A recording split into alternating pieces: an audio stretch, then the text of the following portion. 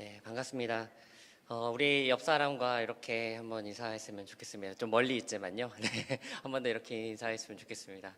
아름다운 밤입니다. 저기 온라인에서 들으시는 각 가정에 계신 분들께도 인사를 전합니다. 아름다운 밤입니다. 네.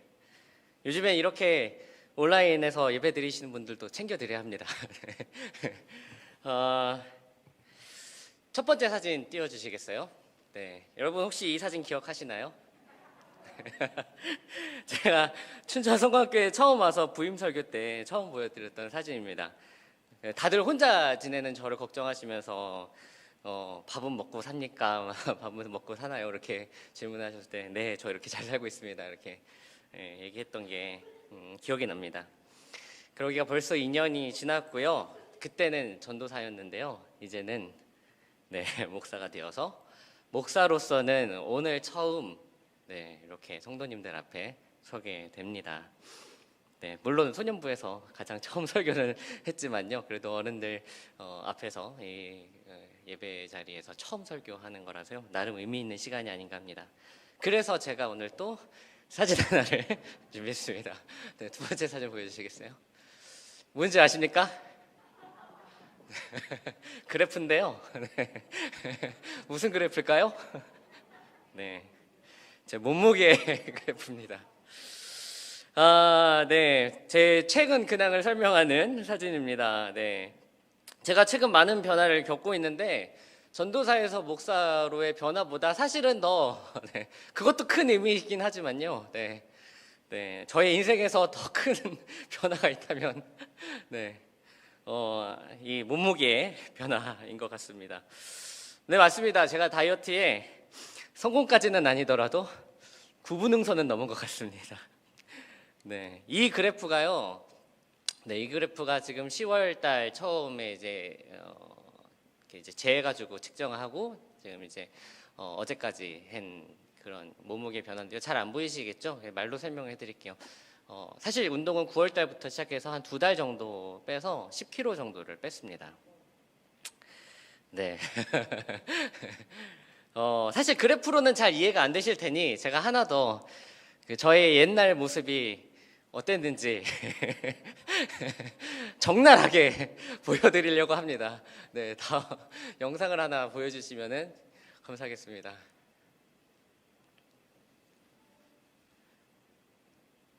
네, 클릭을 해. 영상이 다 그 전 겁니다. 영상이 나와야 되는데 영상이 안 나오나요? 이게 오늘 설교의 전부인데 이거가 안 나오면 큰일인데 네, 안 나오나 봅니다. 네, 저의 그 과거의 그 만삭이었던 때에 있었던 그런 영상인데요. 네, 돼지 한 마리가 춤을 추고 있었던 그 영상이었는데 아쉽네요. 네, 못 보여드리게 돼서. 네, 아무튼 제가 그런 이제 저의 그 상황들에 대한 그 심각성을 제가 깨닫고 다들 기억하시죠? 제가 어땠는지는요. 네, 저를 모르시는 분이 여기 몇 분 계셔서 보여드리려고 했는데 아쉽네요. 네, 아무튼 그래서 제가 이제 다이어트를 시작을 하게 됩니다. 그래서 제가 수많은 다이어트를 도전했지만 이번에는 매번 실패를 했으니까 이번에는 그냥 이제 심플하게 이제 달리기를 하기로 했죠. 그래서 목표는 그냥 매일 달리기였고요. 네, 시간이 늦든 비가 오든 나가는 게 목표였습니다. 그 다음 사진 보여주시겠어요? 제가 다음 사진. 네, 제가 뛴 거리입니다. 지금 저기 파란색이 출발 표시고 네, 빨간색이 달리는 걸 멈췄을 때 저기서부터 이제 다시 걸어오는 건데 저렇게 그 석사천을 계속 이제 왔다 갔다 한 거죠. 저기 끝이 이제 상상마당 아시죠? 네, 상상마당까지. 그래서 왔다 갔다 하면은 한 11km, 12km 정도 됩니다. 네, 그래서 그 옆에 이제 나와 있는 표 같은 것들은요. 네, 그 밑에 이제 저희 심박수를 나타내서 그만큼 뛰고 잠깐 쉬었다가 또 이만큼 또 뛰고 이런 것들을 보여주는 그런 사진인 것이죠. 네, 그렇게 2달을 매일 매주 5일 이상을 그렇게 뛰었습니다. 그리고 지금 보시는 바와 같이 한 마리의 돼지가 사람이 되어서 만삭에서 해산의 기쁨을 맛보며 살고 있는 중입니다. 많은 성도님들이 저희 목사 된 것보다 더 기쁘게 축하해 주시는 것 같더라고요. 그도 그럴 것이 제가 이 얘기는 언젠가 한번 성광교회에서 꼭 해야 되겠다라고 제가 다짐한 바가 있어서 이 자리를 빌어 하려고 합니다. 그 때는 바야흐로 작년이었고요. 연 목사님이 처음 오셨을 때입니다. 연 목사님이 처음 오셨을 때 그때 이제 그 에베소 베들레헴 구역인가요? 네, 맞죠. 에베소 베들레헴 구역에서 이제 구역장님들과 이제 교육자님들이 이렇게 식사를 하는 그런 시간이 있었습니다. 장소는 빈체로였고요. 그 테이블 멤버도 제가 다 기억합니다. 네. 제 앞에 한 권사님이 계셨고, 제 옆에 강동명 목사님 계셨고, 그 앞에는 지금은 가셨지만 이제 최은호 목사님, 그때는 전도사님이었죠. 최은호 목사님이 계셨죠. 식사를 맛있게 하고 있는데 왜인지 모르겠는데 아무튼 몸매에 관한 이야기가 나왔어요. 그래서 제 앞에 계셨던 한 권사님이 이런 말씀을 저에게 하시는 겁니다. 연 목사님도 저 정도인데, 저 나이에 저 정도인데 전도사님 몸 관리 좀 해야 되겠어. 그래도 강 목사님은 잘하시고 있는 거야. 전도사님은 좀 노력해야 돼. 이렇게 말씀하시더라고요. 잘 먹고 있었는데 가만히 포크를 내려놓을 수밖에 없는 그런 마음이 돼버린 거죠. 그런데 더 충격적인 장면인 다음에 나옵니다. 음식이 다 아직 안 나왔던 것이죠. 리조또가 한 접시 이렇게 나오는데요. 그 앞에 권사님이 뭐라고 하셨게요? 전도사님 이거 다 드셔야 해요. 네. 부족하면 더 시키세요. 이렇게 말씀하시는 겁니다. 네. 방금 전에 했던 그분, 그 말씀을 하셨던 그분과 이분이 같은 분인지 혼동이 되지 않을 수밖에 없었던. 그때 알았습니다. 여기가 이런 곳이구나. 네. 나는 찌울 테니 빼는 것은 알아서 해라. 이런 것이겠죠? 네. 제가 누군지 말씀드리지 않겠지만요. 오늘 양봉자 권사님 나오셨나요? 온라인으로 아마 보고 계실지도 모르겠습니다. 양봉자 권사님 보고 싶습니다. 네. 보고 계신다면 제가 이 자리를 빌어 감사 인사를 드리고 싶습니다. 오늘의 저를 있게 하신 분이십니다. 네, 사실 다이어트 하고요. 진짜 거짓말 안 하고 정말로 양봉자 권사님께 보여드리고 싶었습니다. 네. 요즘 코로나 때문에 한동안 못 뵀는데 몇 주 전에 우연히 교회에서 이렇게 마주쳤는데 딱 보시고 정말 너무나 좋아하시더라고요. 제가 그때 목사 안수를 받고 얼마 안 됐던 시기였는데 그것보다 저의 첫 마디가 너무 잘하셨다고 하면서 저에게 한박 웃음을 지어 보여주신 그 기억에 남습니다. 감사합니다, 권사님. 네. 네, 이렇게 변화에는 기쁨이 있는 것 같습니다. 제 얘기를 너무 많이 했는데요. 사실 오늘 주제가 변화라서 그렇습니다. 네. 몸의 변화가 주는 기쁨도 이 정도인데요. 신앙의 변화가 주는 기쁨은 얼마나 될까라는 것이죠. 제가 약 2달 동안 많은 변화를 겪으면서 느끼게 된 점도 있고 또 신체의 변화와 신앙의 변화의 공통점은 이런 게 아닐까라는 마음에 오늘 설교를 준비했습니다. 제가 변화하면서 느낀 3가지 특징을 지금부터 말씀드려 볼까 합니다. 첫 번째는 두려움과 의심입니다. 여러분 무엇인가 목표를 위해 시작하거나 도전하게 될 때 제일 먼저 찾아오는 어려움이 무엇일까요? 저에게는 그 어려움은 두려움과 의심이었습니다. 사실 이 설교를 준비하는데 뭐 일주일 걸렸겠죠. 근데 사실은 이 설교를 준비하는 데는 10년이 걸렸습니다. 네, 무려 10년입니다. 네, 10년 전쯤이었을 겁니다. 제가 그때 체중이 80을 넘기 시작했거든요. 그러면서 했던 생각이 내가 다이어트하면 나중에 그걸로 설교해야지. 몸의 변화하면은 변화가 아름다우시듯이 신앙의 변화도 아름다운 거야를 내가 얘기해야지 라고 얘기하려고 했던 게 10년 전인 겁니다. 10년이 걸릴 줄 그때 몰랐습니다. 저희 같이 사역하시는 목사님들이 저에게 한때 지어준 별명이 있는데 그게 뭔지 아십니까? 프로 등록러입니다. 프로 등록러. 여기 처음에 와서 강 목사님과 헬스장을 갔어요. 가서 회원을 끊었는데 얼마나 끊었을까요? 1년치를 끊었습니다.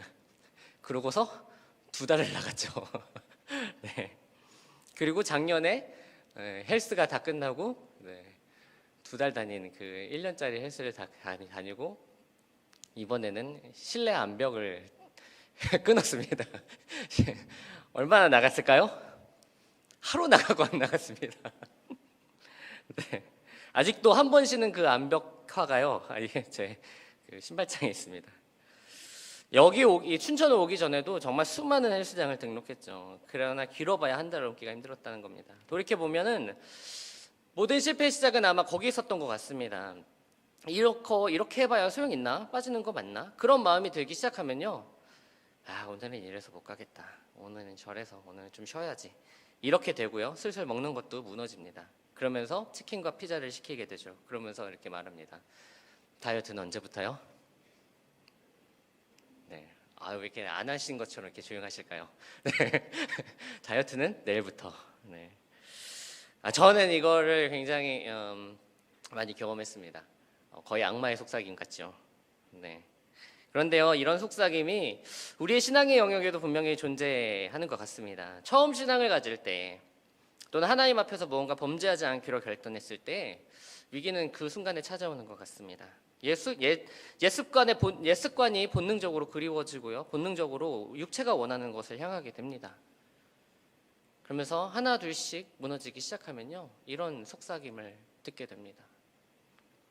내가 원래 이런 놈이지 뭐. 내가 원래 이래. 그러면서 스스로 합리화하면서 포기하게 되는 것이죠. 성령님은 우리가 더 아름다운 그리스도인으로 변화되길 원하시는데 변화의 시작점에서 매번 넘어지는 우리의 모습을 발견하게 되는 것이죠. 헌신의 영역에서도 마찬가지인 것 같습니다. 처음 가졌던 헌신의 마음들이 하나둘씩 사라지게 될 때에는요. 이런 마음이 들기도 합니다. 해봐야 달라질 것도 없고. 그런 마음들이 시작이 되는 거죠. 헌신의 가치가 퇴색되는 때부터 그것은 헌신이 아니라 노동이 되는 것이죠. 내 헌신이 싸구려처럼 느껴지고 가치 없는 것으로 느껴짐에 그런 두려움과 의심이 찾아오면은요 무너지게 된다라는 것이죠. 그런 우리들에게 바울은 오늘 얘기합니다. 이런 말씀에 얘기하고 있죠. 네, 말씀을 띄워주시겠습니까? 우리가 선을 행하되 낙심하지 말지니 포기하지 아니하면 때가 이르면 거두리라. 우리가 신앙생활하기 힘들다 말하지만 초대교회 성도들처럼 힘들었을까요? 열심히 교회를 위해 그들도 모였지만 박해는 날이 갈수록 심해지죠. 생활은 나아지는 보장도 없이 그리스도인이라는 이유만으로 차별당한 그때였지만요. 그때 성도들이 붙들었던 문장이 바로 이 문장이었다라는 겁니다.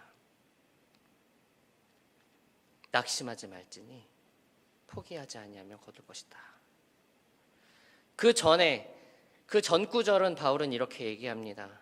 자기의 육체를 위하여 심는 자는 육체로부터 썩어질 것을 거두고 성령을 위하여 심는 자는 성령으로부터 영생을 거두리라 말씀합니다.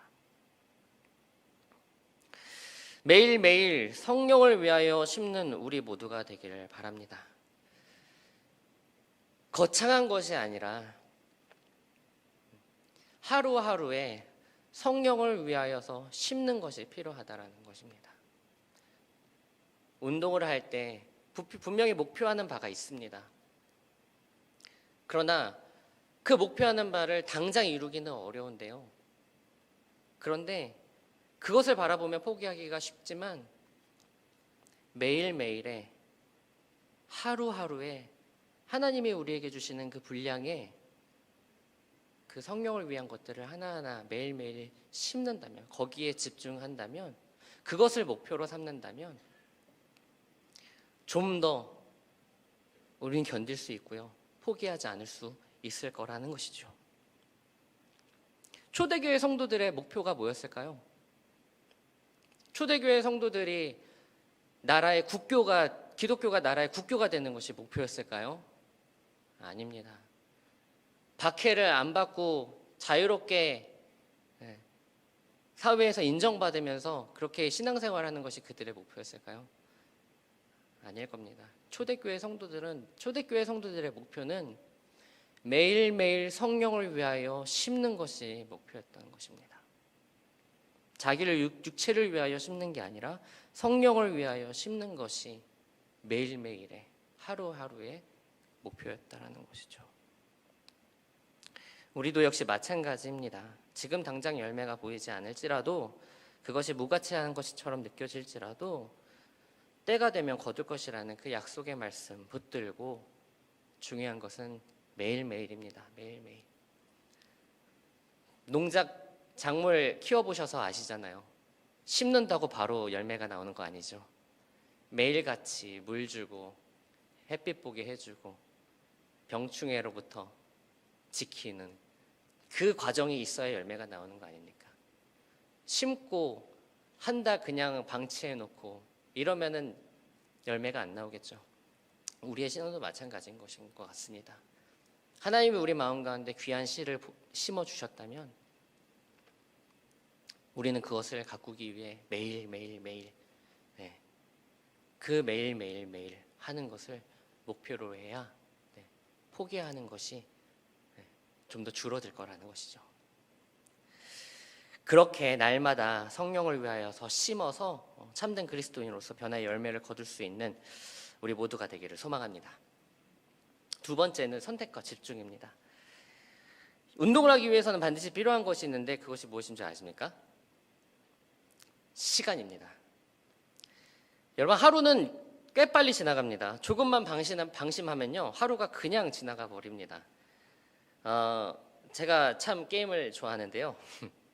부끄러운 이야기지만 아이들이 많이 하는 게임 중에 카트라이더라고 있습니다. 네. 그 카트라이더라는 게임이 있는데요. 제가 그 게임이 너무나 재밌었는지 한때는요 하루의 대부분의 시간을 그 게임을 하고 있었던 적도 있었습니다. 네. 한창 코로나가 그게 처음에 확산될 때 다들 이렇게 스스로 이제 집에들 있었잖아요. 그때 제가 말씀은 안 보고요 게임을 하고 있었습니다. 죄송합니다. 그런데요 이게 그 시기가 물렸던 것 같아요. 운동을 하기 위해서는 저녁 시간을 비워야 하는데요. 온라인 시대라서 이제 뭐 교회에서 영상도 많이 만들어야 되죠. 막 영상도 많이 만들어야 하고 일도 해야 되고 게임도 해야 되고 운동도 하기에는 시간이 없는 겁니다. 그래서 선택을 해야 했던 것이죠. 운동이냐? 게임이냐? 네.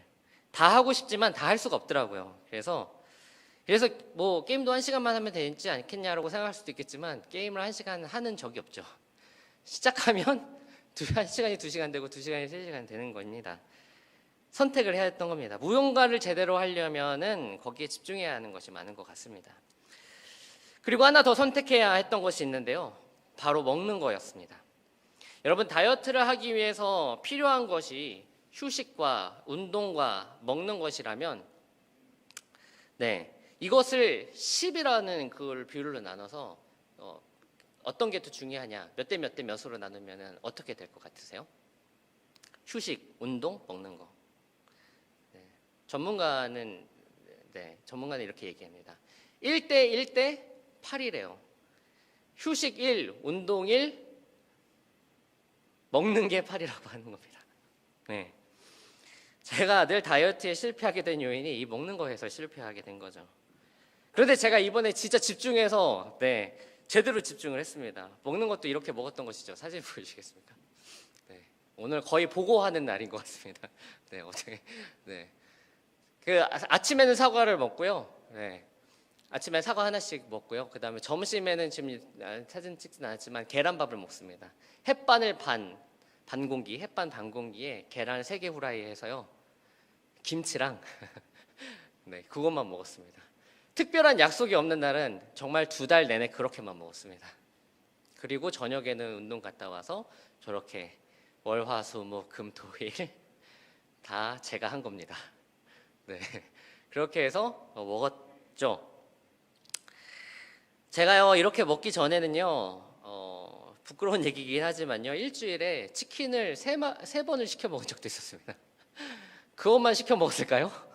저녁에는 짜장면 시켜 먹고요. 점심에 햄버거 먹고 엄청 먹었습니다. 제가 여기 와서. 네. 야식을 끊는 것도 결코 쉽지 않았죠. 네. 근데 그 저의 근 40년이 되어가고 있는 저의 인생에서 네. 이번 9월달, 10월달만큼 제 삶에 이렇게 집중해 본 적이 없었던 것 같습니다. 그때만큼 이렇게 간절하진 않았던 것 같아요. 몇 가지 떼고 싶었던 요인들이 있었는데 네, 적절하게 다 겹쳤던 것 같아요. 안수받기 전엔 배 나온 상태로는 안수받지 않겠다라는 그런 것도 있었던 것 같습니다. 그리고 그때 무렵에서 또 소개팅도 했었고요. 네, 물론 실패를 했지만, 네. 그런데 어떻게 다행스럽게도 그런 동기부여들이 돼서 이렇게 집중을 했었던 거죠. 네, 한마디로 야식은 저에게 악과 같은 네, 그런 의미였습니다. 성경에도 이런 말씀이 있죠. 악은 어떤 모양이라도 버리라. 네. 저는 이걸 이렇게 해석했습니다. 야식은 어떤 메뉴라도 버리라. 이렇게 된 거죠. 근데 그렇게 진짜 먹고 운동하니까 달라지더라고요. 사실 이 야식이요 무조건 나쁜 게 아닙니다. 밤에 먹는다고 나쁜 성분이 생긴 건 아니잖아요.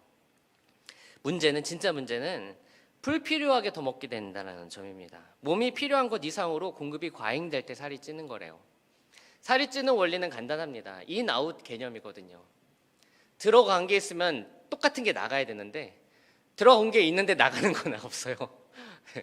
운동해서 이렇게 막 칼로 소모를 해가지고 내보내야 되는데 운동을 안 하고 계속 먹기만 하니까 들어가기만 하니까 살이 찌는 거죠. 하루에 필요한 양은 분명히 있는데 그거를 초과해서 먹다 보니까 물론 맛있고 좋은 음식들 많죠. 초과해서 먹다 보니까 살이 찌게 되는 겁니다. 이런 공급 과잉은요 시간의 영역에서도 발생합니다. 여러분 우리 삶에 즐길 것이 참 많습니다. 인간의 희노애락의 중요한 요소입니다. 나쁘다는 건 아니지만요 때로는 이것도 공급 과잉이 될 때가 있습니다. 드라마 봐야 해요. 취미생활 해야 되죠. 사람들과 교제를 나눠야 돼요. 24시간이 모자릅니다. 이것이 다 나쁘다는 것이 아닙니다. 하지만 불필요하게 바쁜 것이 우리의 신앙생활을 방해하는 요인이 된다면, 정신없이 분주한 삶의 패턴이 하나님께 집중하지 못하게 한다면 그때는 돌아볼 필요가 있다는 것입니다. 마땅히 해야 할 분주함이라면 모르겠지만 혹 쓸데없는 우리의 욕심에 의한 분주함이 있지는 않은지요. 한두 개 정도 줄일 수 있는 여유는 없을까요? 우리가 운동하기 위해 시간을 마련할 수 있다면 하나님과의 시간을 마련할 수도 있을 것입니다. 우선순위의 문제라는 것입니다. 여러분 솔직하게 얘기해서 24시간의 모든 순간을 반드시 필요한 활동만 하고 사는 것은 아니잖아요. 하나님과의 관계를 위한 시간을 삶의 우선순위에 몇 번째 두고 있는지 고민해 볼 필요가 있다는 것입니다. 그래서 이 예배의 자리가 중요한 것입니다. 나오고 안 나오고의 문제가 아니라 요즘은 온라인으로도 예배 드릴 수 있죠. 온라인이든 현장이든 이 시간을 지키는 여러분들이 되시기를 바랍니다. 새벽기도 힘든 직장분들에게는 어려울 수도 있습니다. 자녀들을 늦게까지 챙겨야 하는 부모님들 입장에서는 어려울 수도 있습니다. 하지만 그것이 아니라면 기도의 시간을 꼭 만들어 보시기를 바랍니다.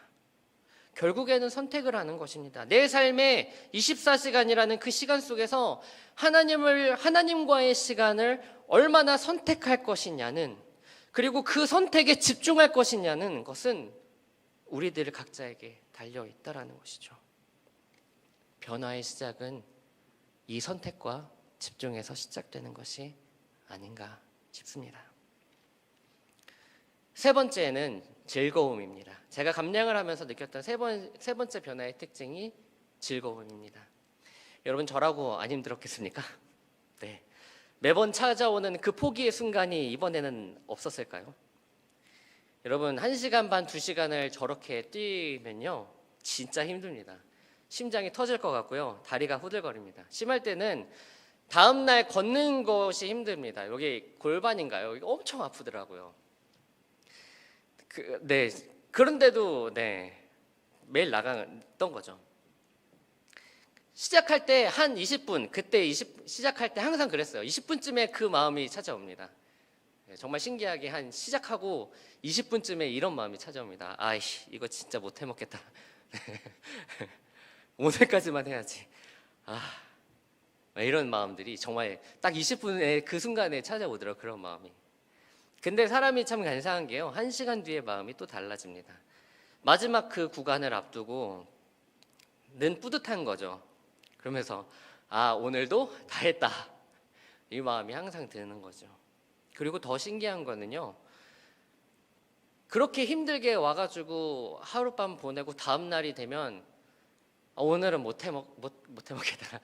못 하겠다가 아니라 진짜 신기하게 네. 그 시간이 기다려지는 겁니다. 그 운동 시간이 기다려지는 거예요. 네.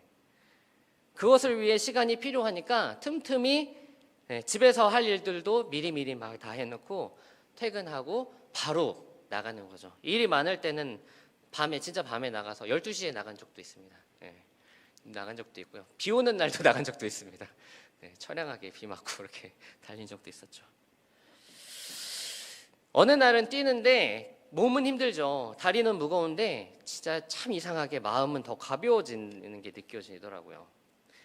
서울에서 못하던 걸 이 춘천에 와서 하고 있으니 하나님이 살 빼라고 날 여기 보내신 건가 이런 생각도 하게 되고요. 춘천에 오길 잘했다. 감사하다. 별 생각이 다 들더라고요. 매일같이 운동하는 것이 처음에는 힘들지만 일단 변화가 찾아오면요. 그것이 삶의 일부가 되는 순간 그 변화가 주는 즐거움이 있다는 사실입니다. 저는 이런 변화의 특징을 오늘 로마서 12장 2절의 말씀에서 한번 확인해 보려는 것입니다. 너희는 이 세대를 본받지 말고 오직 마음을 새롭게 함으로 변화를 받아 하나님의 선하시고 기뻐하시고 온전하신 뜻이 무엇인지 분별하도록 하라. 여기서의 분별하다라의 그 헬라어 원문은요, 도키마조라는 말이래요. 쉽게 말하면요, 증명하라, 증명하다, 시험하다의 뜻입니다. 그래서 이 말씀을 쉽게 직역하면 이렇게 돼요. 마음을 새롭게 하는 것을 통해 변화되어라. 이게 중요합니다. 그러면입니다. 그러면 변화되어라. 그러면 너는 시험하고 증명할 수 있을 것이다. 무엇을? 하나님의 선하시고 기뻐하시고 온전하신 뜻을 증명할 수 있을 거다.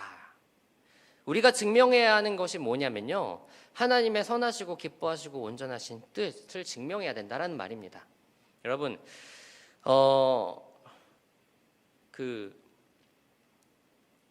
증명을 하기 위해서, 시험을 하기 위해서는 없는 것을 증명할 수 있을까요? 여러분, 이 텀블러가 되게 보온이 잘 되고요. 그리고 되게 좋습니다. 이쁘고. 근데 이게 없는 상태에서 제가 이게 보온이 잘 되고 하는 거를 증명할 수 있을까요? 시험하고 증명하기 위해서는 이게 저한테 있어야 합니다. 핸드폰이 좋은지 안 좋은지 시험하고 증명하기 위해서는 그 핸드폰이 누구에게 있어야죠? 저한테 있어야 되는 거죠. 여기서 하나님이 하나님의 선하시고 기뻐하시고 온전하신 것을 증명하라는 말은 선함, 기뻐함, 온전함, 이게 하나님의 것이지만 하나님이 이걸 증명하라고 했을 때는 그 하나님의 속성들, 선함과 기뻐함과 즐거움이 또 누구의 것이 된다고요? 우리의 것이 된다는 겁니다. 하나님의 것뿐만 아니라 그것이 내 것이기도 한다라는 거죠. 증명하고 시험해보기 위해서는 우리 그것을 가져야 된다라는 겁니다. 하나님의 선함이 우리의 것이고 하나님의 즐거움이 우리의 것이고 하나님의 온전함이 우리의 것이라는 말씀입니다. 전제 조건이 있죠. 변화를 받게 된다면 말이죠. 여러분, 하나님의 뜻은 어렵지 않습니다. 하나님은 우리에게 많은 것을 요구하지 않습니다. 하나님은 그저 우리가 선함을 갖길 바라시고 즐거움을 갖길 바라시고 온전함을 갖길 바라시는 겁니다. 그렇게 우리를 단순하게 지으신 것입니다. 짧게 지나가는, 스쳐가는 우리의 인생 속에서 참된 즐거움은요, 세상이 주는 물질에도 있지 않고 명예에도 있지 않습니다. 참된 즐거움은 하나님의 선함과 기쁨과 온전함에 있다라고 오늘 말씀하고 계시는 것입니다. 그래서 바울 사도는 얘기하죠. 항상 기뻐하라, 쉬지 말고 기도하라, 범사에 감사하라. 고난 중에도 기뻐할 수 있고요, 고난 중에도 감사할 수 있고, 고난 중에도 기도할 수 있는 것은요, 그 이유는 하나님의 선함과 기뻐함과 온전함이 있기 때문에 가능한 겁니다. 어렸을 때 이 말씀을 어떻게 항상 기뻐해, 어떻게 항상 감사해, 어떻게 항상 기도해 라고 반문했던 적이 있습니다. 그러나 성경은 불가능한 것을 우리에게 요구하지 않습니다. 하나님의 선하심과 기뻐하심과 온전하심이 내 것이 될 때 우리는 항상 기뻐할 수 있고요, 항상 기도할 수 있고요, 항상 감사할 수 있는 것입니다. 그것이 하나님이 우리 가운데 주시는 즐거움이라는 것입니다. 변화된 그리스도인들에게 주시는 즐거움이라는 것입니다. 한국교회가 위기라고 합니다. 요즘 더 힘들어졌죠. 안 그래도 줄고 있는데 더 모이기 힘든 상황이 되었으니 말이죠. 그리고 요즘에는 작은 교회든 큰 교회든 온라인 방송을 안 할 수가 없는 시대가 된 것이죠. 플랫폼이나 콘텐츠도 점차 다양해지고 있는 상황이고, 어쩌면 한국교회도 변화의 시기를 앞두고 있는지도 모릅니다. 우리는 이런 변화의 시기에 어떻게 대처해야 할까요? 어떤 변화를 가져야 할까요? 그러한 질문 속에 우리를 향한 하나님의 뜻은 무엇일까? 어쩌면 이런 질문들 속에 우리는 너무나도 많은 걱정과 두려움 속에 있지 않나 싶습니다. 어떻게 해야 하나? 교회는 어디로 가야 하나? 변화를 앞두고 있는 모든 사람들이 겪는 그 두려움, 의심, 그것들이 우리 상황에도 지금 있다라는 것이죠. 그러나 두려워 마시길 바랍니다. 여러분, 이 세상에서 제일 쓸데없는 걱정이 뭔지 아십니까? 이 세상에서 제일 쓸데없는 걱정은 연예인 걱정이 아니라요, 하나님 걱정이고 교회 걱정입니다. 이 교회는 누가 세우셨나요? 네. 다 바로 하나님이라고 나올 줄 알았는데 조용히 하세요. 네. 이 교회 하나님이 세우셨습니다. 믿으십니까? 안 믿으시는가 보네요. 네. 이 교회 하나님이 세우셨습니다. 한국교회도 하나님이 세우셨고요, 하나님이 여기까지 하나님이 인도하셨습니다. 그리고요, 앞으로도 하나님 인도하실 것입니다. 우리 교회도 많은 변화를 앞두고 있습니다. 그러나 걱정하지 마십시오. 우리 교회가 어떤 옷을 입게 되든지 우리 스스로가 하나님과의 시간을 더욱 선택하고 거기에 집중한다면, 매일매일 성령을 위해 심는 것을 포기하지 않는다면, 여러분, 우리 교회가 어떤 옷을 입게 되든지 우리는 아름다운 모습을 갖게 될 것입니다. 우리는 그 변화된 우리의 스스로의 모습에 기뻐하고 즐거워할 수 있다라는 것입니다. 한국교회도 다른 옷을 입게 될 겁니다. 분명히 어떤 옷인지는 모르겠습니다.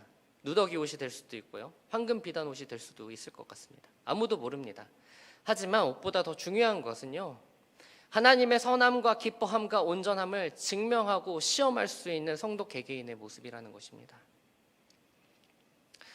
부디 우리 춘천성광교회 가족 모두가 그 하나님의 선하심, 기뻐하심, 온전함이 주는 그 변화가 주는 즐거움을 누리면서 또 그 즐거움을 다른 사람에게 전파하면서 이 코로나 시대에도 부디 즐겁게 신앙생활을 할 수 있는 우리 모두가 되기를 간절히 바랍니다. 기도하겠습니다. 사랑의 하나님, 변화와 도전 앞에 선 모든 사람들이 느끼는 두려움과 의심이 우리에게도 있습니다.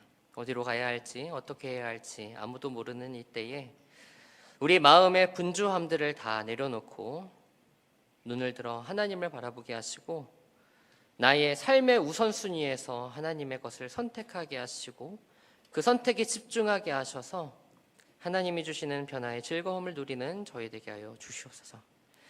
하나님의 선함과 기뻐함과 온전함이 우리의 것이 되게 하여 주시옵소서. 그래서 이 코로나 시대에도 예수님의 향기 나타내는 세상에 그리스도의 편지가 되는 저희 모두 되게 하여 주시옵소서. 예수 그리스도의 이름으로 기도합니다.